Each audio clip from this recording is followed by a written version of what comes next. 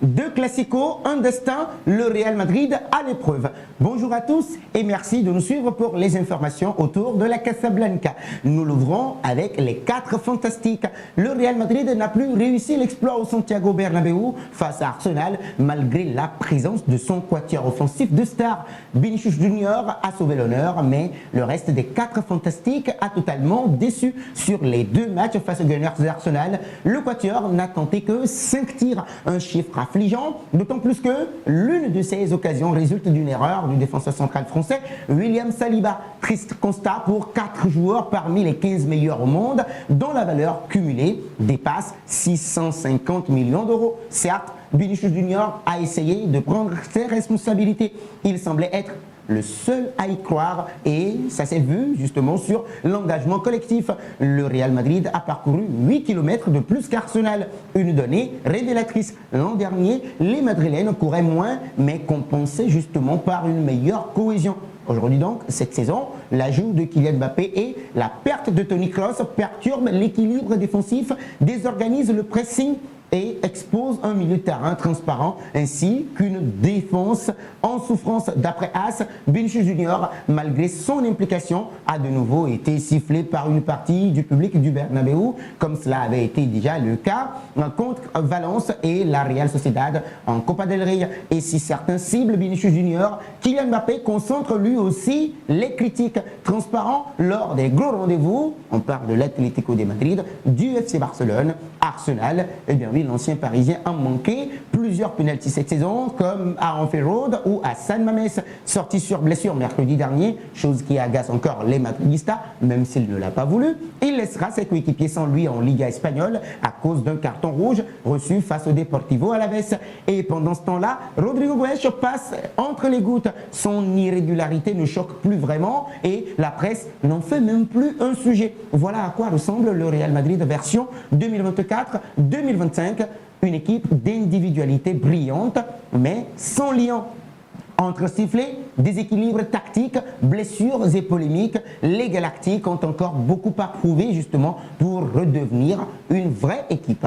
Parlons du nouvel objectif de l'équipe de Don Carlo Ancelotti, un titre mondial et un changement de coach dès juin.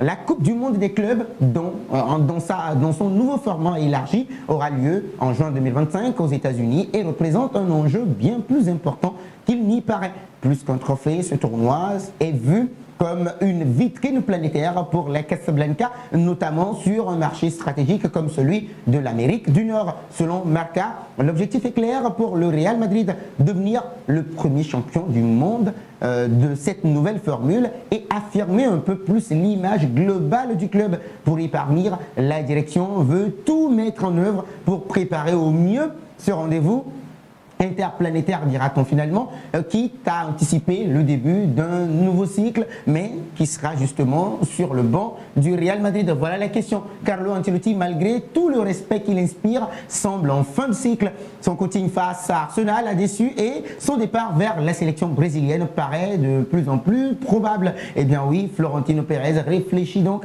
à une transition très rapide. Parmi les options, Xabi Alonso reste la priorité. Le coach du Bayer Leverkusen réalise une saison exceptionnelle et une clause lui permettrait justement de rejoindre le Real Madrid ou Liverpool en fin de saison 2024-2025 moyennant une compensation. Reste à savoir s'il accepterait de reprendre une équipe marquée physiquement et mentalement à seulement 3 semaines d'une compétition aussi exigeante. En parallèle, le Real Madrid envisage également un intérim interne. Raúl Blanco, El Blanco González, actuellement entraîneur du Castilla ou de la Castilla, ou encore Santiago Solari, qui connaît très bien la maison, sont 2 solutions envisagées si la piste Alonso s'avérait inopérante à court terme. La suite de cette édition avec l'avenir de Don Carlo Ancelotti. Alors, avec la finale de la Copa del Rey contre le FC Barcelone à venir et le moment semble justement propice pour entamer une profonde réflexion sur les besoins du club. Selon José Félix Diaz, journaliste de Marca, Florentino Pérez, José Ángel Sánchez et Carlo Ancelotti se réuniront prochainement pour faire le point sur la saison et les décisions à prendre. Le président du club, très proche de son entraîneur, n'a pas encore pris de décision quant à l'avenir de Don Carlo Ancelotti, mais les rumeurs de départ du technicien italien s'intensifient. Eh bien oui, les performances de l'équipe cette saison 2024-2025, en cours toujours, seront déterminantes dans cette réflexion. La continuité d'Ancelotti pourrait dépendre en grande partie des résultats des compétitions restantes, la Copa del Rey, le mondial des clubs, sans oublier le championnat, et notamment justement cette finale contre le FC Barcelone. À Valdebebas, les dirigeants du Real Madrid ont évoqué la nécessité de nouvelles ères dans les vestiaires.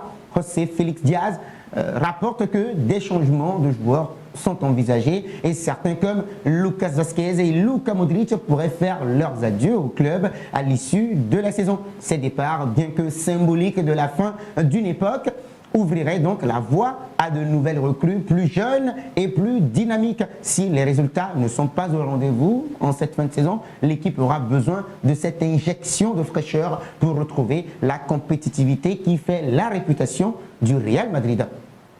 Et dans ce vent de renouveau, le Real Madrid pense déjà à Jürgen Klopp pour incarner un nouveau cycle. Insatisfait de son rôle chez Red Bull, l'Allemand serait prêt, je dis bien, serait prêt à revenir aux affaires et n'écouterait que deux offres potentielles, le Brésil ou la Casablanca. Et à Charmentin, son nom revient avec insistance. Depuis le 1er janvier, Jürgen Klopp occupe le poste de directeur mondial du football au sein de la structure Red Bull. Une reconversion express, mais pas franchement réussie. Selon le quotidien sportif espagnol AS, l'ancien entraîneur de Liverpool vit mal ce nouveau rôle, davantage symbolique qu'opérationnel. Loin de l'adrénaline du terrain. Il devait observer, représenter, conseiller, mais il s'ennuie. Et ce n'est plus un secret. Klopp pense sérieusement à un retour sur le banc. Et il a déjà tracé les contours de ce comeback. À court terme, il ne répondrait favorablement qu'à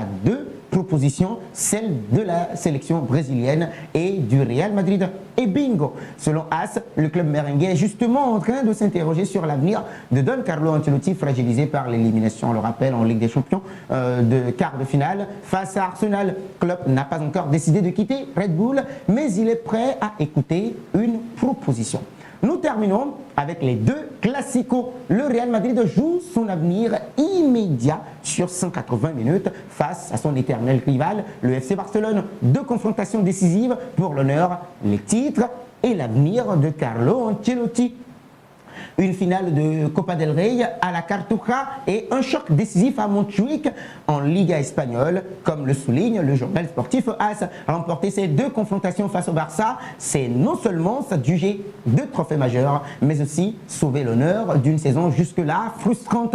Eh bien oui, à 4 points du leader en championnat, Madrid n'a plus son destin entre les mains. Mais un succès en terre catalane pourrait tout relancer. Quant à la finale de la Copa del Rey, elle est cochée depuis très longtemps dans tous les agendas madrilènes. Face au Barça, chaque match devient une question de prestige national. Dans les vestiaires, le mot d'ordre est clair, le doublé ou le vide.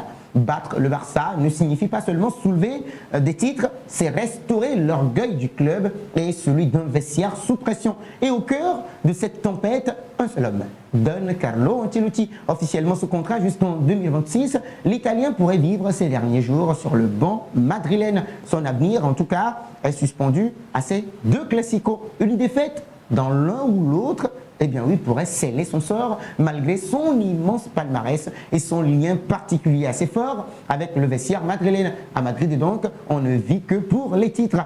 Et quand ils échappent, les conséquences sont immédiates. Le Real Madrid est à un tournant, 2 matchs pour tout perdre ou pour tout sauver.